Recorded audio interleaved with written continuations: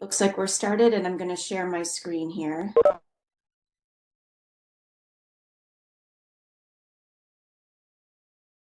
Okay, 1 second. We'll get to the scheduling presentation.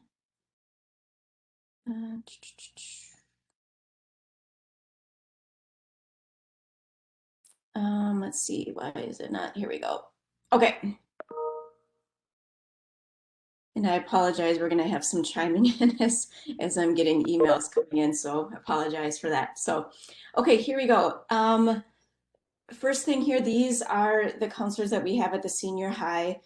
For this year, I am also the counselor for EVA students. So like today, if you have any questions about EVA for this year, next year, I would be the person to get a hold of. And I will show you later in the presentation the easiest way to contact me or any of the other counselors. You can have access to our calendars and schedule a time to meet with us that way, or email, but we'll get into that in just a little bit. So agenda for today, a couple things we'll be talking about is our scheduling timeline, graduation and college requirements, course selections, and we'll also talk about some new courses that we'll have for next year.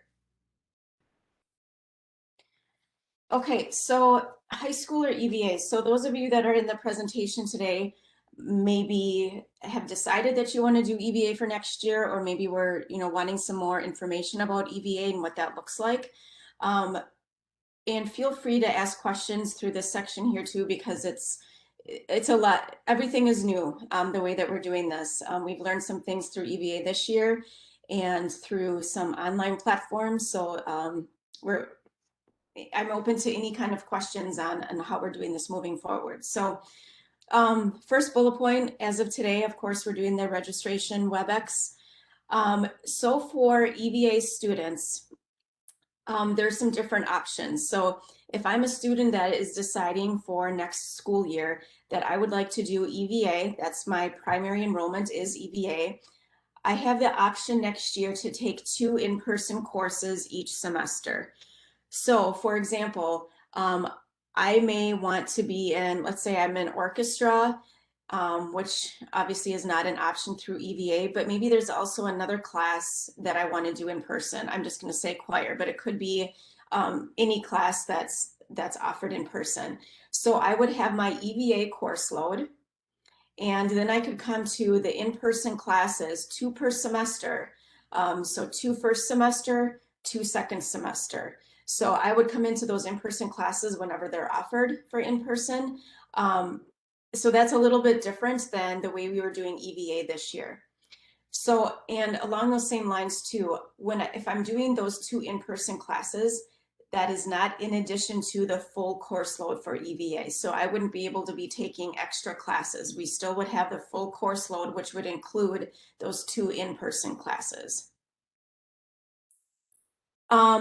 For high school, students can take up to 2 courses online format through Canvas. And the reason why I want to bring this up is because I want you to be aware of these other options. So if you're not sure if you want to do EVA or in-person, the in-person options for high school students is they can take 2 classes online, but it's not the platform that you're using in EVA. It's through Canvas. So I may be a high school student that wants to be, I'm registering as a high school student. So all of my classes will be in person, but I can take up to 2 courses online. So I may want to take maybe an English class, and I'm just throwing out different, I don't know, maybe a psychology class online. So instead of going to in person, I will be taking those classes through Canvas, the online platform. So not EVA, but the Canvas platform. So there's a lot of different options available to our students, both if you're choosing to do some online options or in person. So I'm going to stop there a second. Are there any questions on this piece, the EVA versus high school?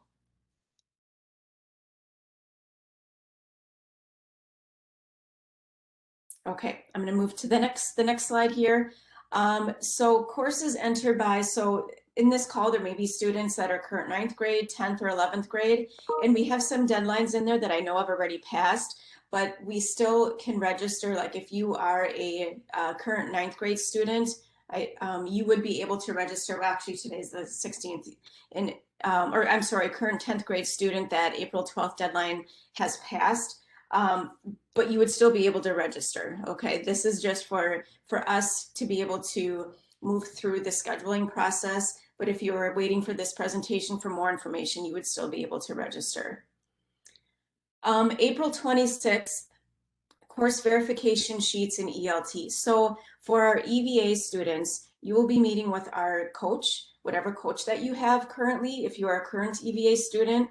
If you are not a current EVA student and you're thinking about going EVA, you would meet with your ELT teacher. So the purpose of these sheets is, what we do is we're using those deadlines listed above.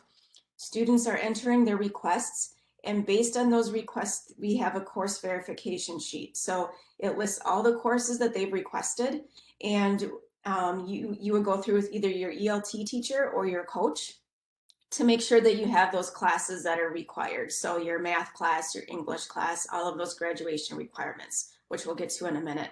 So that happens on April 26th. On April 30th, there will be no changes after that date. So if you've decided you want to change a course, we cannot do that anymore. April 30th is the hard deadline, and that is so we can move forward with making schedules for students. So no course changes after April 30th. So one thing that is new this year also is the athletic registration. So when you sign up for your classes, another thing that you will also be signing up for is your athletic registration. So if I'm a student that wants to participate in any sports, whether it's spring, winter, or fall, you would sign up for those sports through the registration process. So it says here that the information is on the senior high website. So if I'm a student that I'm just going to say I'm interested in being in track, I'm going to do all my courses, but then I'm going to go onto the senior high website to look for the course number for track.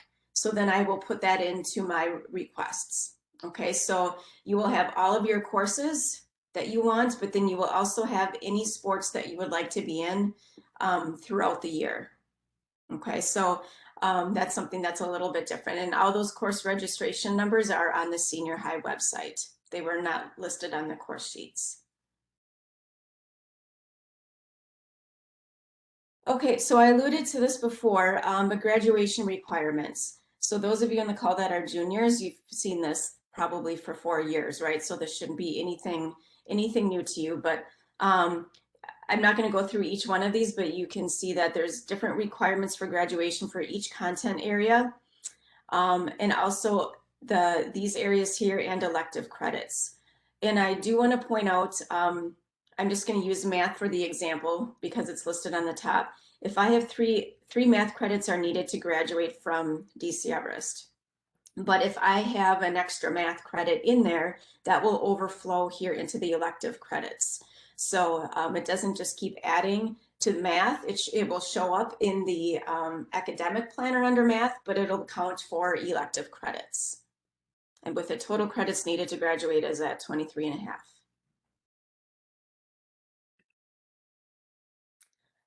This sheet here, and in a little bit, I will take you to the website that has all of this information. So if you're an in-person student right now, you may have gotten this already in your ELT.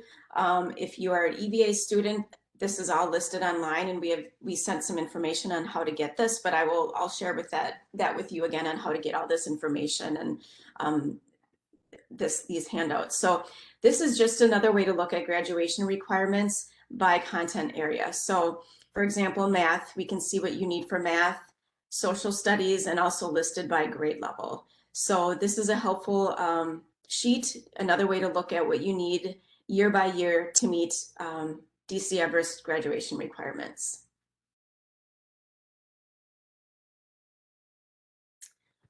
So college requirements, different than the previous slides for graduating from DC Everest.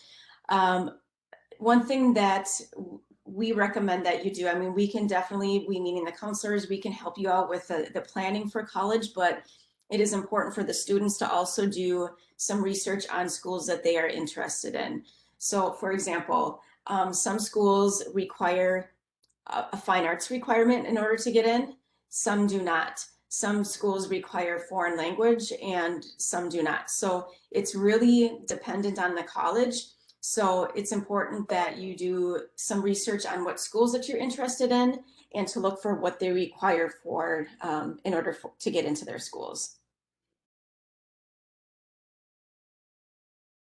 Okay, so course selection, you can see that there's a link here. I can click on the link, but what I'd like to do is show you how to get to it.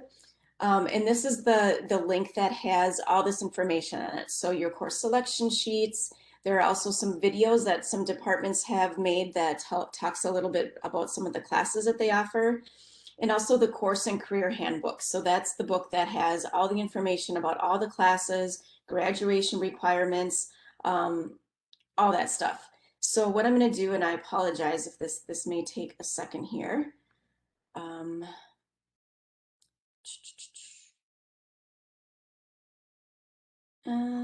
Let's see, I want to get out of this. Whoop.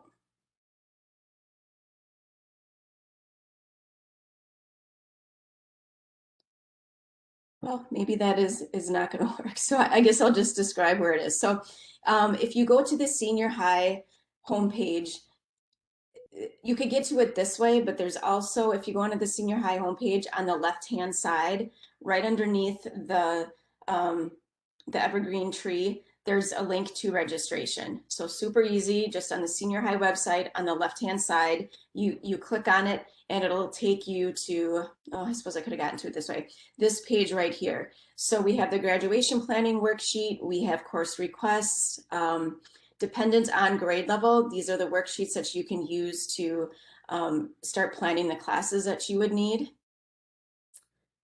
There's some junior high information. I'm going to skip down here just a little bit.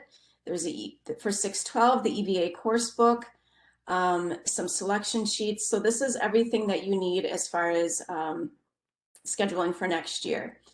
And this is right here is where we will have the information from the presentation today. Okay, so I'm going to head back to this. Any questions so far? Okay. Let's see, I'm going to try to make this.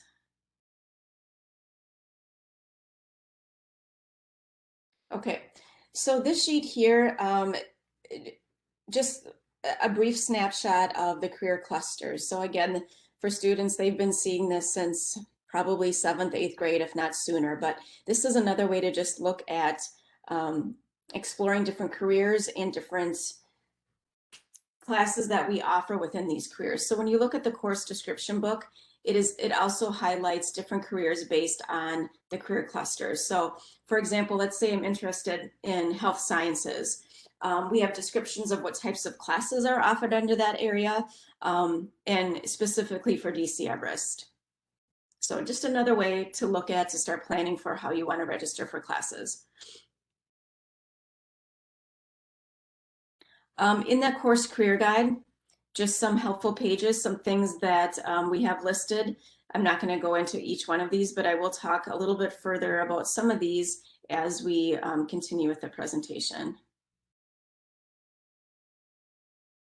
Okay, now whether you decide to do EVA or in person, these opportunities are available. So for example, youth apprenticeship, for those of you that are on the call that will be juniors or seniors next year, you would have the opportunity to do a youth apprenticeship. So what this entails is students that are participating in youth apprenticeship, they are working at a business. Let's say they're in the finance youth apprenticeship program. They may be leaving early in their day to go work at a participating business, and they have requirements that they meet by the state of Wisconsin. And they also have requirements that we have here at school for them to get credit at school, a grade from the youth apprenticeship program, and then also receive a certification from the state of Wisconsin when they're done.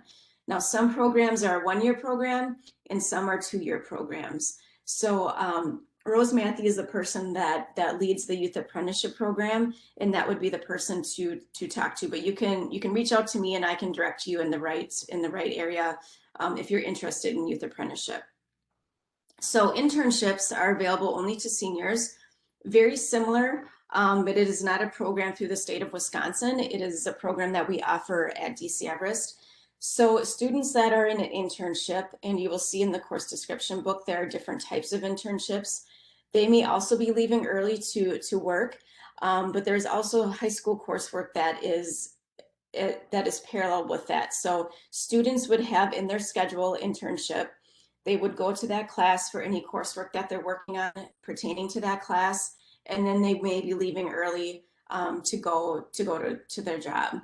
And that is 1 credit per semester because it takes up a larger part of their day. And there's also coursework involved. And you do get credit also for the youth apprenticeship program. So either of those, if you are interested, reach out to myself and I can direct you to the right person if it's the youth apprenticeship program. Okay, moving right along, I had alluded to this sheet, and let's see if I can zoom in a little bit here. I'm going to talk a little bit about this sheet. This is the grade 12. Each grade level has their own sheet based on what classes that they can take.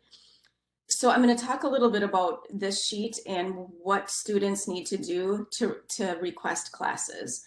So you can see up here different kind of our key for what these different classes mean.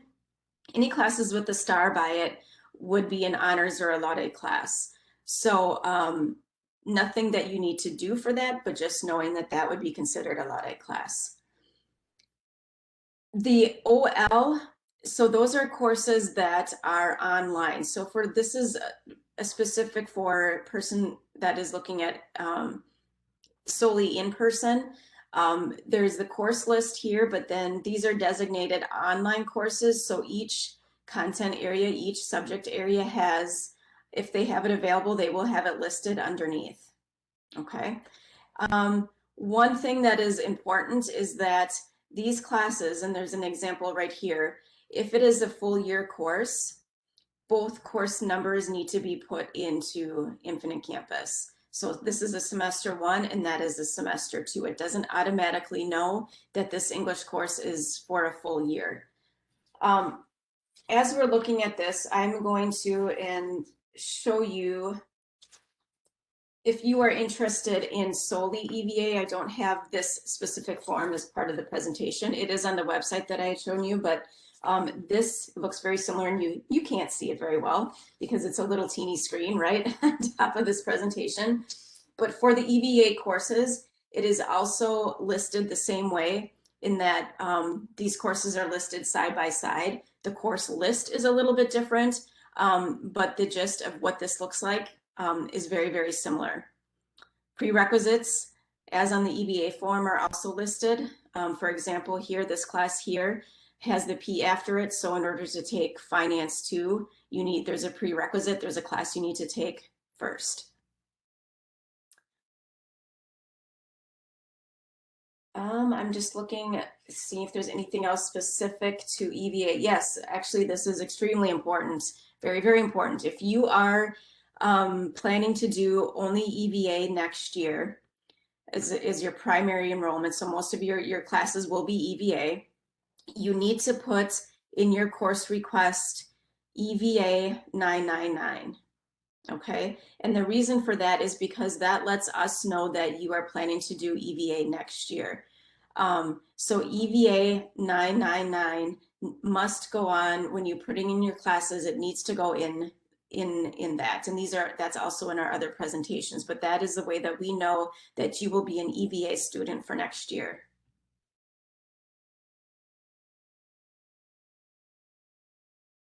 Okay, any questions before I go on to this slide? Okay, new courses for next year. I'm not going to give descriptions of these courses, but just, and that's something that you can do on your own, go into the course description book and look to see what these classes are about. But you can see there's a couple new math classes, science, chemistry in the community, and environmental action research project, an art class, power sports, and a new welding class, and also foods 3. So again, if you're interested in these classes or want to know more about these classes, please go to the course description book or the teachers in those content areas can also help out, give a better description of what these classes are.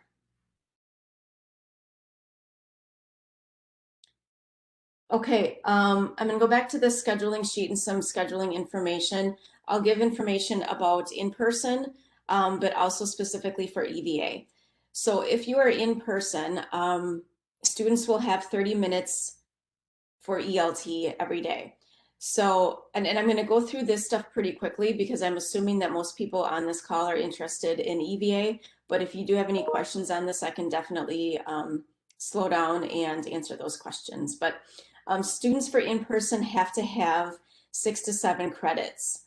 Okay, so that ends up being 3.5. It could be 3.5, 3 to 3.5 classes per semester. And this is also true for our EVA students. This year, some EVA students may not have had a full course load for whatever reason. That could have been that they were a senior and didn't need all those credits. But next year, EVA students also need to have the full course load. Okay. Study hall, you do not, if you are full EVA, you do not need to put a study hall in your schedule. So a lot of this stuff down here would not pertain to you. But I do want to mention with math, if you are an EVA student right now and staying in EVA, either your math teacher has already talked with you, or you do need to reach out to your math teacher to find out what math class you need to be in for next year. Some years the math is preloaded, so it's automatically put in. We are not doing that this year because there are a lot of different math options, and it's not always, black and white what math class you should be in for next year. So if your math teacher has not reached out to you, you do need to talk with your teacher to find out which math class that you need to put into Infinite Campus. I do want to mention at this point too, with EVA, some students it worked really well for, some students not so much. So as you're thinking about if you want to do virtual through EVA or if you want to be in person, it's important to consider how it went for you this year. Students that were successful were motivated. They were able to schedule their time so that they were fitting EVA into their schedule. Self-discipline. There's a lot of different factors that go into, is EVA the right fit for me? So if we see that a student has signed up for EVA and did not meet that criteria, we will not allow the student to be in EVA for next year.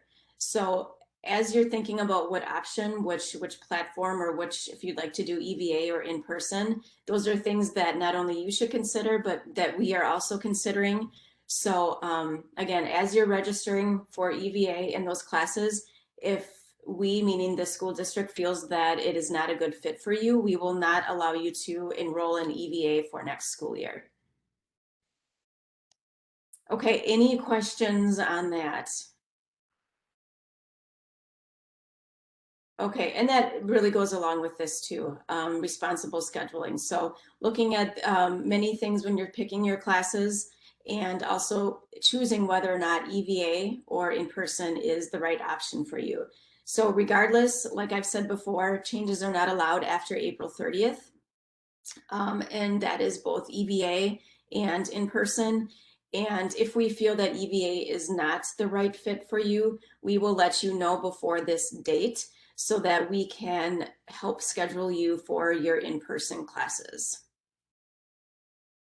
One thing I do want to talk about right now too is failure in core classes. So if first semester did not go so well, or maybe second semester you did not pass one of your core classes or a class that's needed to graduate, there are a couple different options. Summer school information went out. The deadline just got extended, I believe, until the 25th or 26th. It was Monday, but now it has been extended. So summer school is an option to make up those classes. Another option would be to retake the class next year if summer school does not work for you. So that is, I suggest summer school because then we know that it's done, it's taken care of, and we can move on and not be credit deficient moving forward. So if you need any more information on summer school, please reach out to me and I can send the link and send that information to you. Also, if you have questions on what summer school classes you should take, also reach out to me, please. Okay, this course request worksheet, this is also in the information on the website. This is only a worksheet that helps you organize which classes you might want to take for next year. So one thing I do want to point out is this part here, the alternate classes. I have not mentioned that yet, but whether you're thinking EVA or in person, you do need to put alternate classes in your course requests. And the reason for that is, let's say for whatever reason, you could not get one of the classes that you requested, we then go to these alternate classes. So whichever class you put in first, let's say I put in Intro to Art first, that's the first class that I will go to if another class does not fit in. So make sure that not only with these alternate classes, but also the regular classes that you're signing up for, the regular requests, that those are classes that you really want to take, because that's what we're using for your schedule for next year. Okay, the add drop procedure. We base out our schedule and our teacher schedule on the classes that you are putting into the computer as requests right now. So that means our class sizes and everything else, whether it's EVA or whether it's in person. So if you would like to change something in your schedule, you need to make an appointment with your counselor before the semester begins. Okay, it cannot be after the semester begins, because we would not need to be able to make that change unless it's, there's some reasons listed below, but we cannot make those schedule changes before or after the semester begins. So make sure that those classes that you put in are really classes that you would like to take. We will not make a change because you changed your mind on a class that you want to take. Okay, I guess this is to the point where if you have any questions for me, on the Student Services website, there is an area where you can click on Student Services, excuse me, and under Student Resources, there is a link to my calendar, so you can simply click on the calendar and schedule a time to meet with me. But it's also important to talk with your teachers. Like I had mentioned, math teachers regarding which math class you should take next year, but also any other classes that you would like to take.